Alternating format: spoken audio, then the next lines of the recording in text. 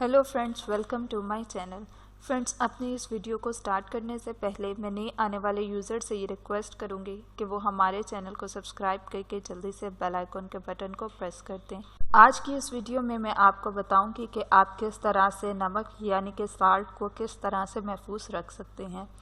दोस्तों, आज की इस वीडियो में मैं आपको एक ऐसा टोटका बताने जा रही हूँ जिससे आप लोगों का नमक बिल्कुल सीलन से बच जाएगा और बिल्कुल महफूज हो जाएगा।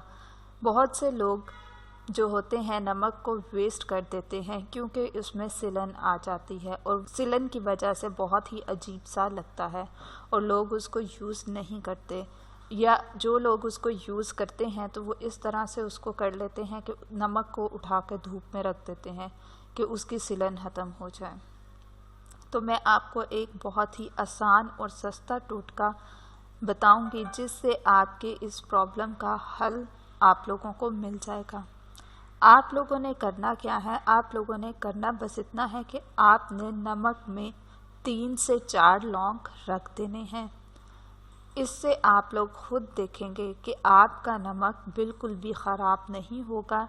यानी कि जिन लोगों को ये इशू होता है कि नमक में सिलन आ गई है और नमक बहुत ही ज़्यादा अजीब सा हो गया है, तो आप लोगों ने इसमें लौंग रख देने हैं। तो आप लोग खुद देखकर हैरान होंगे कि इसमें ना तो सिलन आएगी और आपका नमक भी बिल्कुल फ्रेश रहेगा।